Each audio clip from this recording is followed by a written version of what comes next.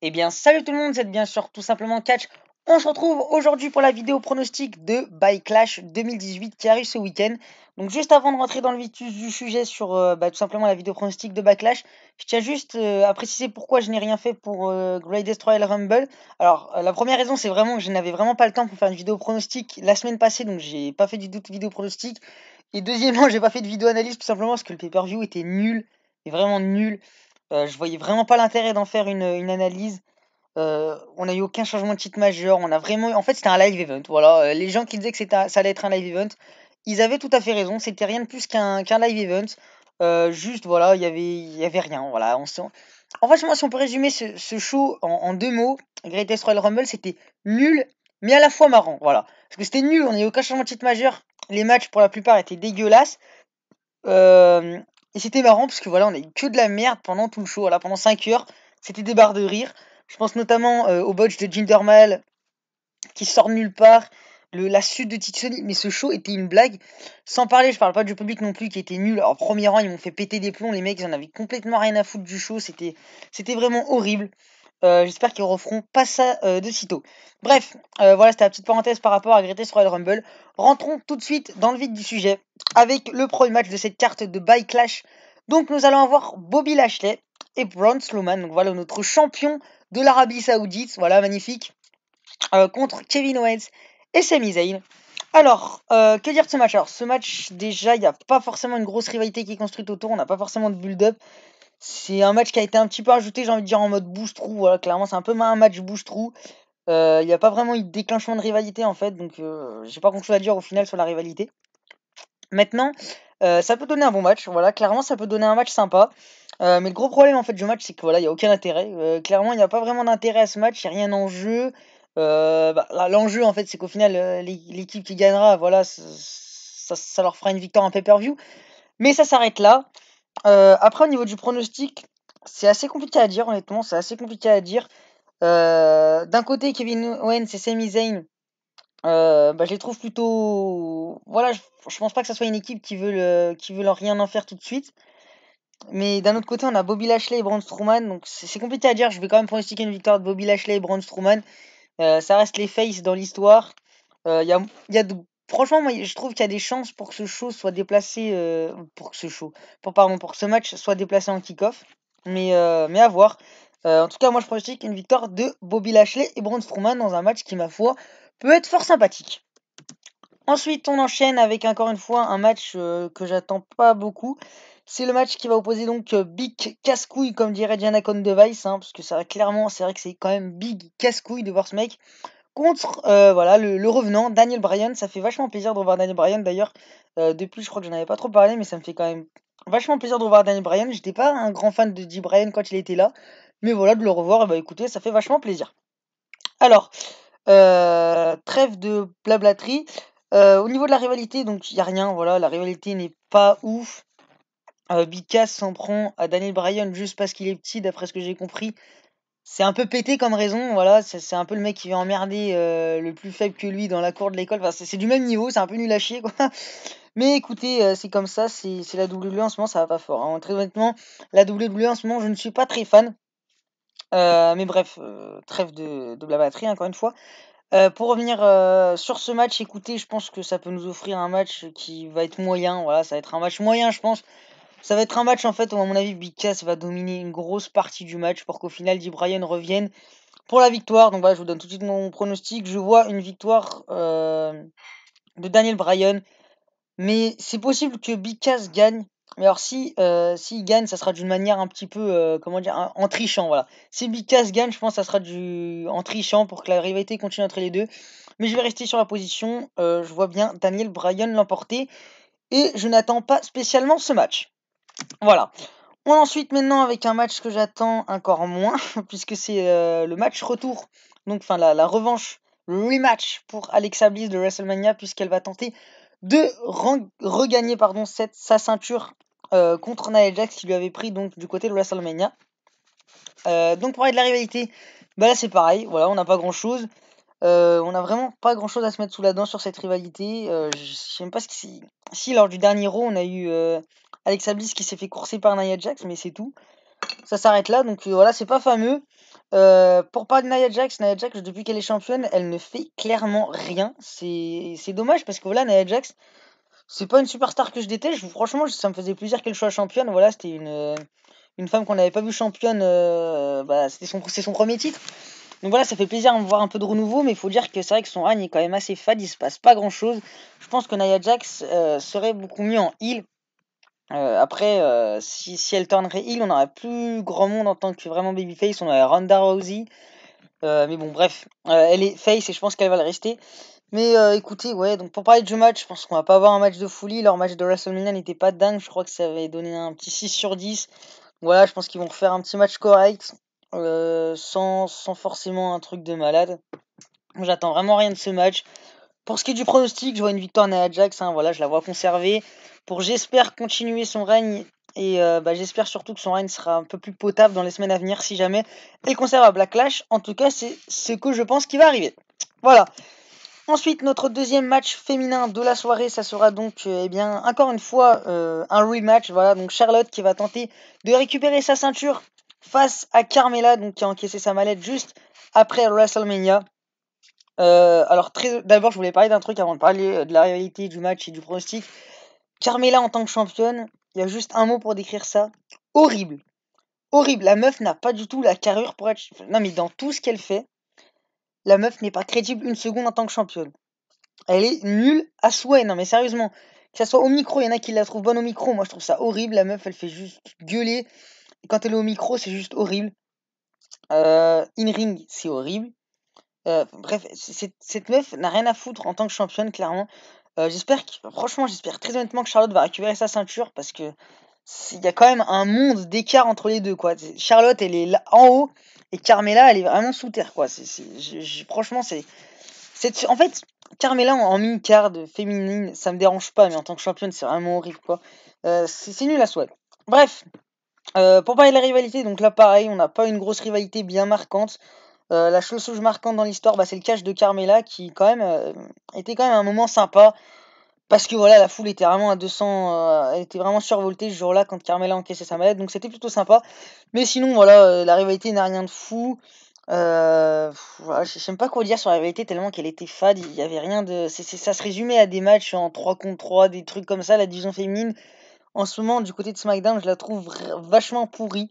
Parce qu'il se résume beaucoup à des matchs par équipe, des 1 contre 1, sans vraiment d'intérêt. Donc voilà, écoutez. Au niveau du match, je pense pas que ça va nous donner un grand match, voilà, clairement. Charlotte sait le faire le taf dans un ring, malheureusement Carmella un petit peu moins. Je pense que voilà, ça va être un match. En fait, ça va être un match, voilà, je pense que ça va être un match correct, sans plus, sans rien de fou. Voilà. Au niveau du pronostic, je vais pronostiquer une victoire de Charlotte. Voilà, donc c'est un petit peu le choix du cœur qui parle, parce que Carmella championne, c'est plus possible. Déjà que je ne suis pas un grand fan de la division féminine, mais alors avec Carmella en tant que championne, autant vous dire que ça ne motive pas à regarder plus que ça les matchs féminins. Donc voilà. Donc j'espère que Charlotte va très vite récupérer cette ceinture et j'espère que ça va arriver même à Backlash. Voilà, Carmella passe à autre chose, qui reste dans la mid-card et ça ira très bien comme ça. Voilà. On enchaîne maintenant avec le match pour le titre des États-Unis, puisque Jeff Hardy va la remettre en jeu face à la vipère Randy Orton. Donc pareil, niveau de la rivalité, on n'a rien. Mais après, encore sur ce match-là, il y a un petit excuse, c'est quand même, on a vu avant le Greatest Royal Rumble, donc voilà, c'était un petit peu le bordel pour créer des storylines vraiment solides. Là, vraiment, ils ont eu qu'une semaine pour créer une storyline, et puis au final, ce qui s'est passé cette semaine du côté de SmackDown, c'était pas non plus dégueu, donc je vais pas trop cracher là-dessus sur la rivalité. Mais au niveau du match, écoutez, c'est marrant, puisqu'en fait, ce match, c'est une affiche qu'on aurait très bien pu avoir il y a 12 ans, 13 ans en arrière. Non, pas 13 ans, j'abuse un petit peu, mais genre 10 ans en arrière, ouais, plus en 2008-2009. Je pense que d'ailleurs, on avait déjà eu ce match-là. Donc voilà, donc c'est assez marrant de le souligner. Jeff Hardy contre Randy Orton. Maintenant, les deux, ils ont plus la même, comment dire, c'est plus les catcheurs qu'on connaissait avant. Vraiment, Jeff Hardy, depuis son retour, c'est pas que je veux dire qu'il est mauvais, mais c'est plus le Jeff Hardy de l'époque ancienne. Randy Orton, c'est pareil, et ça, c'est dû au fait qu'il soit face. Randy Orton, jamais, jamais doit être face. Le mec, il est fait pour être un heel. En heel, franchement, je pense que franchement, Randy Orton en heel, dans les années 2009 où il l'était, c'était vraiment l'un des meilleurs heels de l'histoire. Je pense qu'il était vraiment très bon. J'espère vraiment qu'avant de sa carrière, il nous fera un petit dernier heel turn qui fasse vraiment ce qu'il sait faire. Parce que là, vraiment, en face, il est nul. mais nul à souhait, sérieux. Franchement, c'est nul. Randy Orton en face, c'est nul à chier. Mais bref, ça peut nous donner un petit match sympathique, voilà. Je pense pas non plus que ça sera un 5 star, mais ça peut vraiment donner un match sympa. Au niveau du pronostic, je vois une très bien victoire de Jeff Hardy. Voilà, je le vois bien conserver sa ceinture. Et puis voilà, après aller faire un petit règne sympa, je le vois bien aller faire un petit règne sympa, Jeff Hardy. Donc voilà, je pronostique une victoire de Jeff Hardy et je n'ai rien d'autre à dire de spécial sur ce match.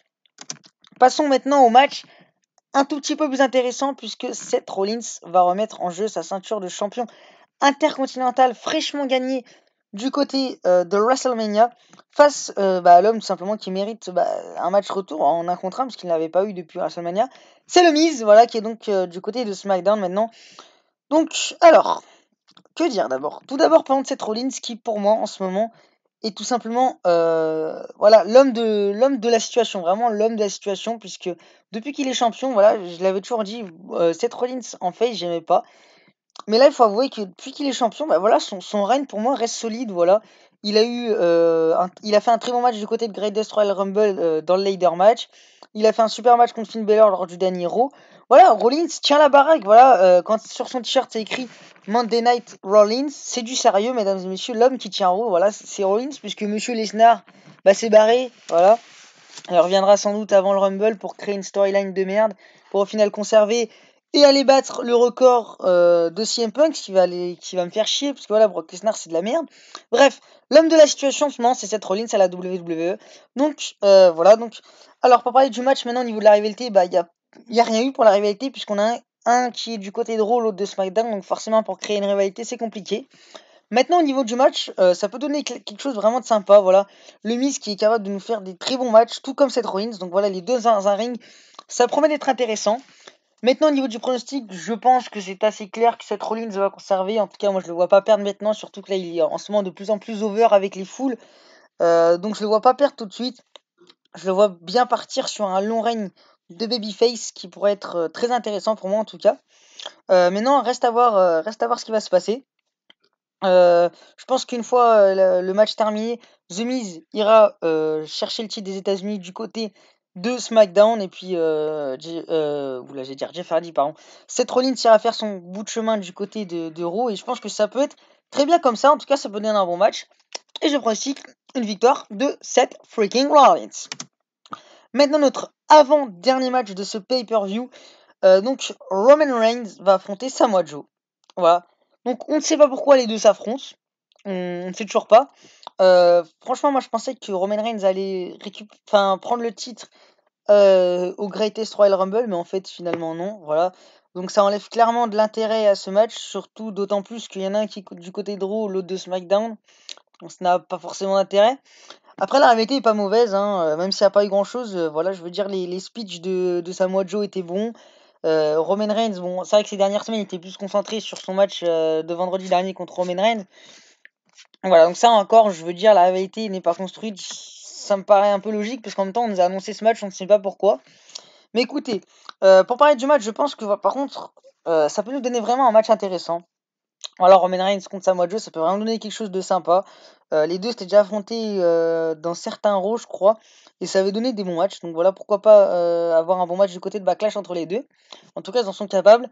Maintenant, au niveau du pronostic, c'est compliqué à dire là aussi. Je pense qu'ils vont continuer à vouloir push un petit peu Roman Reigns, même si c'est vrai qu'ils lui ont pas fait remporter le titre, mais je pense que ça va arriver pour bientôt, le titre universel. Donc voilà, j'ai pronostiqué une victoire de Roman Reigns. Je pense pas que ça va endommager la carrière de Samoa Joe, surtout qu'il est parti du côté de SmackDown Live. Je le vois bien, voilà, rentrer à rivalité avec AJ Styles dans les prochaines semaines, qu'il soit champion ou pas d'ailleurs, AJ Styles. Mais on va en parler tout de suite, ça nous fait une belle transition. Parce que maintenant, on va parler du match entre AJ Styles, donc l'actuel WWE Champion, qui va remettre en jeu sa ceinture face à Shinsuke Nakamura pour la 3e fois. Oula, pardon. Excusez-moi, j'avais de travers. Alors, autant vous dire que ce match, vous pouvez voir mon niveau d'attente, il est que de 3 sur 5 parce que entre la déception de WrestleMania et la déception du Greatest Royal Rumble, autant vous dire qu'ils m'ont clairement dégoûté un petit peu de ce Styles Nakamura. Alors même si là c'est vrai que c'est plus intéressant parce que c'est un no disqualification match et que Nakamura est en heel, donc voilà, ça peut donner quelque chose d'intéressant. Tony, je voulais te parler de ça aussi, pardon. Mais Nakamura, depuis qu'il est heal, je trouve que c'est un peu comme s'il avait une seconde vie. Voilà, il est clairement plus intéressant en heal. Voilà, il est, on dirait un peu un taré mental, quoi. On dirait un peu un mec sous coke, transsexuel au passage, mais non, excusez-moi, c'est pas bien. Mais c'est vrai qu'il est un peu spécial, Nakamura, depuis qu'il est en heal. Moi, je trouve ça marrant. Voilà, il est marrant, il est un peu foufou, en même temps, il fait un peu chier. Donc voilà, c'est tout ce qu'on demande à un heal. Maintenant, au niveau du match, vu que c'est un autre disqualification match, bah écoutez, je pense que ça peut être intéressant. Voilà. Je pense que Nakamura, bah, il va nous lâcher des coups dans les parties, puisque maintenant c'est devenu sa nouvelle passion. Donc voilà, donc à voir. En tout cas, j'ai pas forcément une très grosse hype, même si c'est vrai que je pense quand même le match va pas être dégueu. Maintenant, au niveau du pronostic, je vois bien Shinsuke Nakamura l'emporter, voilà, parce que je pense qu'à la base, je pense que le plan de départ, ça devait être Nakamura champion. Donc je pense que là, c'est le bon moment qu'il soit champion, voilà, qu'on ait enfin un heel champion du côté de SmackDown. C'est pas que ça me manquait, mais c'est vrai que Styles, voilà, faut qu'il passe un petit peu à autre chose, faut qu'il laisse un petit peu le cheat pour aller récupérer plus tard. Je pense que c'est la meilleure des choses à faire. En tout cas, moi je pronostique une victoire de Shinsuke Nakamura dans un match qui peut être, ma foi, fort sympathique, mais reste à voir le booking du match. Voilà. Donc pour conclure cette attente au niveau de Backlash, bah écoutez, j'en attends pas grand chose. Clairement, il y a énormément de matchs que j'en ai clairement rien à foutre, c'est ça qui est vraiment dommage. Écoutez, c'est comme ça. Même maintenant, je pense qu'on peut vraiment avoir un show qui tient la route. Parce qu'on a quand même des matchs qui peuvent donner des choses très intéressantes. Je pense notamment à Samoa Joe Reigns, Nakamura Styles, le Seth Rollins The Miz. Voilà, il y a quand même des matchs qui peuvent donner des choses intéressantes dans le ring. Donc voilà, donc moi juste une chose à dire. Voyons voir ce qui va se passer dimanche. Et puis voilà. En tout cas, bah, nous, on se retrouve très bientôt pour l'analyse du show, hein, voilà, qui arrivera bah, dans soit lundi, soit mardi, voire mercredi, on sait pas. Mais en tout cas, moi, je vous dis bien à très bientôt pour la prochaine vidéo. A plus les gens. Peace!